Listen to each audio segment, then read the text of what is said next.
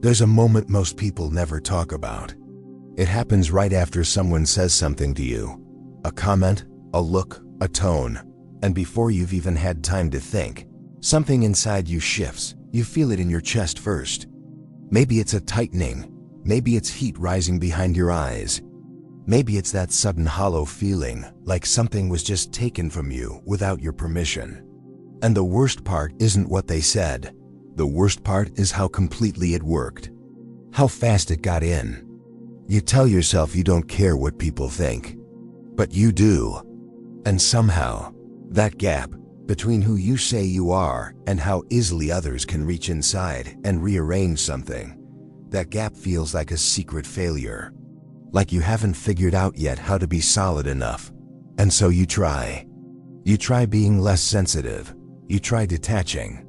You try reminding yourself that their opinion doesn't define you. You rehearse the right responses in your head. You build small walls. And sometimes those walls work for a while. Until they don't. Until someone finds the exact angle and the whole thing comes down again. That pattern, trying to become less affected and then failing, can make you feel like there's something fundamentally wrong with you. Like everyone else somehow figured out how to have thicker skin, and you just never got that particular lesson. But that's not what's happening. And that's not what this is about. Carl Rogers spent decades sitting with people in their most unguarded moments. And what he found over and over again wasn't weakness. It was something far more specific. Something that explains why other people have so much power over how you feel, and why that power doesn't come from them at all. It comes from something you built a long time ago. Think back to when you were young, before you had language for it, before you understood what was happening. You needed people to survive, not just physically, but emotionally. You needed to be seen, accepted, loved. And you were willing to do almost anything to protect that connection. So you learned to read rooms. You learned to notice when someone was disappointed before they said anything. You learned which version of you was safe to show and which parts needed to stay hidden. And here's what Rogers called this: conditional positive regard. The experience of feeling loved or valued only when you meet certain conditions. When you behave a certain way. When you produce the right emotions. When you don't take up too much space. You didn't choose that. But it shaped everything. Because what happens when a child or an adult is only valued conditionally is this: they begin to filter themselves through other people's eyes. They start asking, not what do I feel, but what will this make them feel about me? The self doesn't disappear, but it goes underground. And that underground self is still there. It's just learned to check the temperature before it speaks. So when someone criticizes you now, even slightly, even in passing, something older than your adult mind responds first. Not you as you are today. You as you were when approval felt like survival, when belonging felt like oxygen. That's why it hits so hard. That's why a simple comment can ruin a whole afternoon. Because it isn't just a comment, it's touching an old wound. And here's what makes it even more complicated. You're often not aware it's happening. The reaction feels immediate, instinctive, justified. You think you're responding to what just happened. But underneath the surface, there's a whole history being activated. A whole architecture of old decisions about who you needed to be in order to be safe. The mind doesn't separate past from present the way we wish it would. When something in the now rhymes emotionally with something from before, the nervous system doesn't pause to fact-check. It just responds, loudly, automatically, and then the rational mind comes in afterward, trying to make sense of a reaction that was never about logic in the first place. If any of this is landing somewhere real for you, if you've ever felt like you can't quite trust your own reactions, or like other people's moods somehow become your responsibility, you're not alone in this. A lot of people watching this have been sitting with that exact feeling for years. And they're still here, still looking, still asking the right questions. Rogers believed something quietly radical, that each person has within them an organismic valuing process. A deep internal system, older than thought, that knows what's nourishing and what isn't, what feels true and what doesn't, what actually matters to you, distinct from what you were taught to want. But when we spend years living through other people's approval, we lose contact with that signal. We stop trusting it. We outsource our sense of okayness to whoever's in the room. And then we wonder why we feel so empty when everyone seems to approve of us, and so shaken when one person doesn't. Here's something worth sitting with. You don't actually need people to stop affecting you. That's not the goal. That's not even possible, because you're human and connection is real, and you're supposed to feel things when other people show up in your life. What you're actually longing for is to stop being at their mercy. There's a difference, a quiet but enormous difference. One is about becoming numb. The other is about becoming rooted. Rooted in something that doesn't shift every time someone's mood changes. Rooted in something that can feel the impact of a hard conversation without being defined by it. Rooted in a relationship with yourself that doesn't depend on being confirmed by someone else first. Rogers called this congruence. A state of being in alignment where what you feel, what you think, and how you present yourself in the world are not three separate performances, but one coherent experience. When you're congruent, someone's disapproval can still sting, but it doesn't collapse you. Because your sense of self isn't being held up by their approval in the first place. But getting there, actually getting there, isn't about technique. It isn't about learning to respond instead of react, or pausing before you speak, or any of the things productivity culture tells you to do. It starts somewhere quieter and more uncomfortable than that. It starts with asking, whose voice is running inside me right now? Because when someone says something that destabilizes you, there's almost always a voice already waiting for it. A voice that was already halfway through agreeing before they finished speaking. A voice that already believed what they implied. A voice that sounded for a moment like it might actually be yours, but has been there so long you forgot when it arrived. That's the voice worth questioning. Not theirs, yours, the borrowed one. And the reason it's borrowed is that at some point, someone important to you, a parent, a teacher, a person whose love felt essential, communicated to you, in words or in silence, that certain parts of you were too much, or not enough, or simply inconvenient. And you, being human and young and needing connection, took that message and internalized it.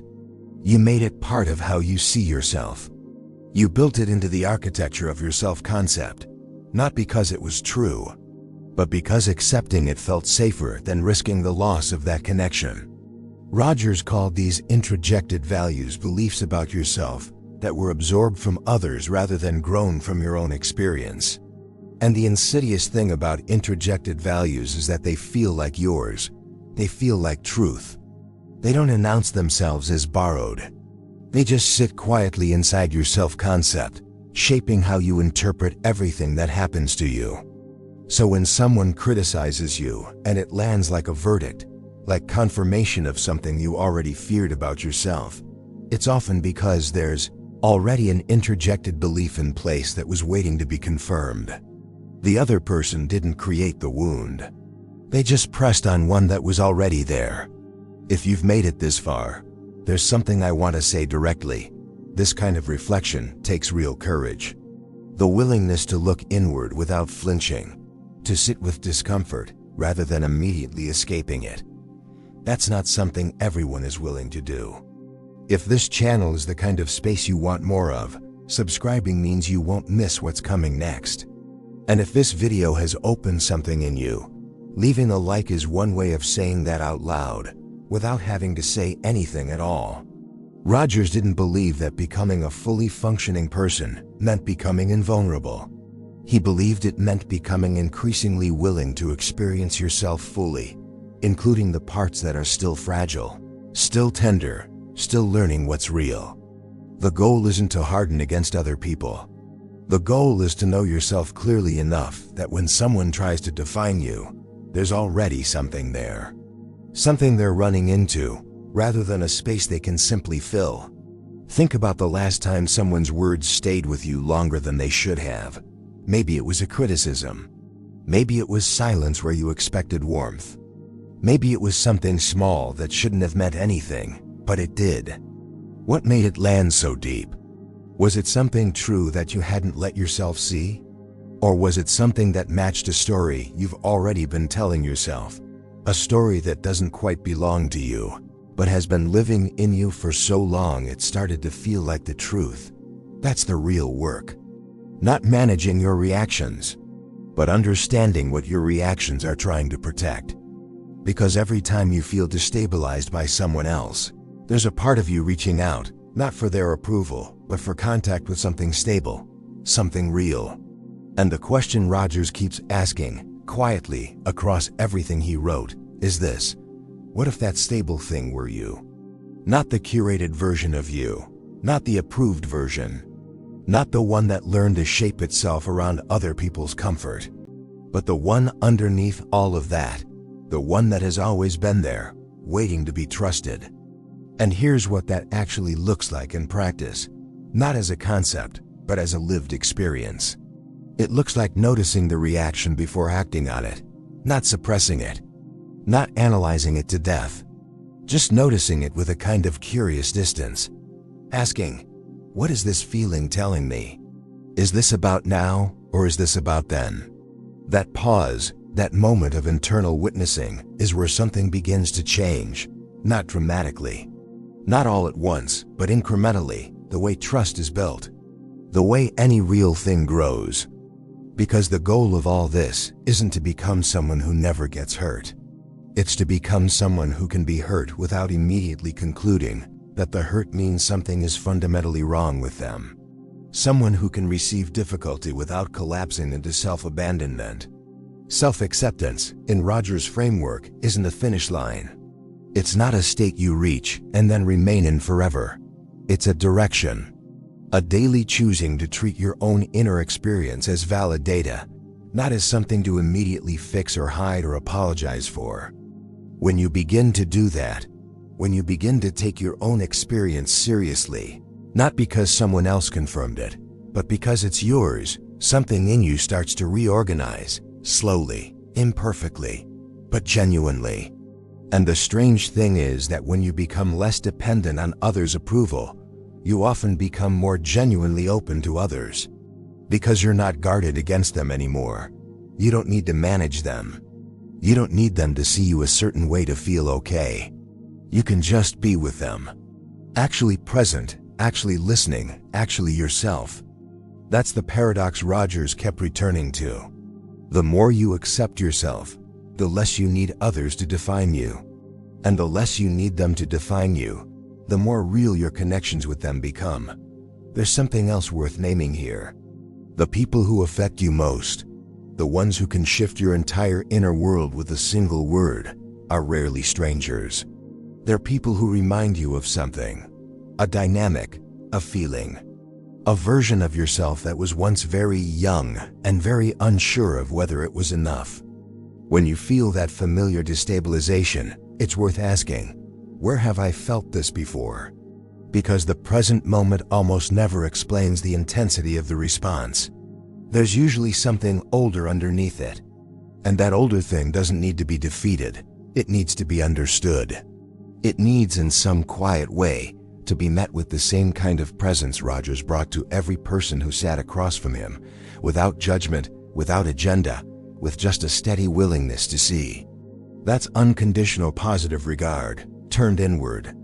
Not toxic positivity, not bypassing, not pretending everything is fine, but a genuine willingness to look at yourself, including the reactive, sensitive, sometimes irrational parts, and say, this is what's here.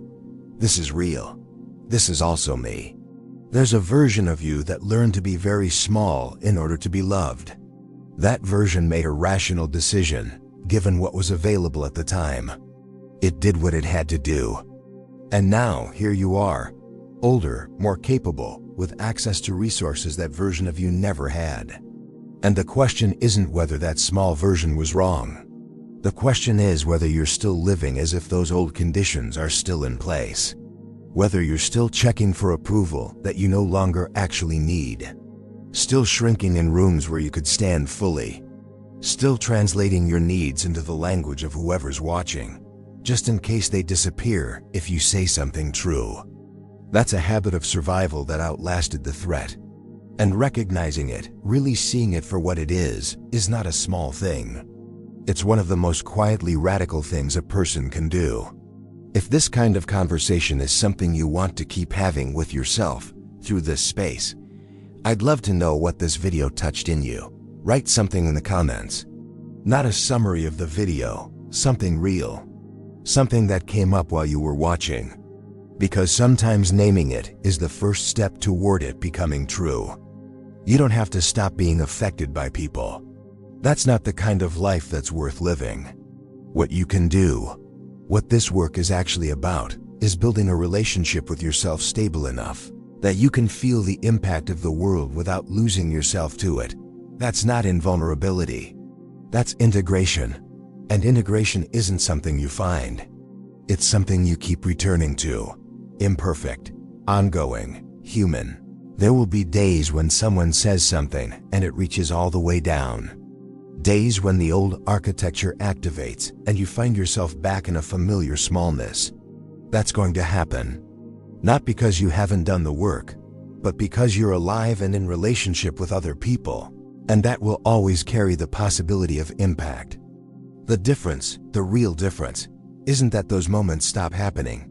It's that you begin to recover faster. You begin to find your footing again without needing the other person to take it back, or apologize, or suddenly see you differently. You begin to come back to yourself more quickly, more gently, more honestly. And over time, that return becomes the practice, not achieving some permanent state of peace, but knowing how to come home to yourself again and again, no matter what happened out there.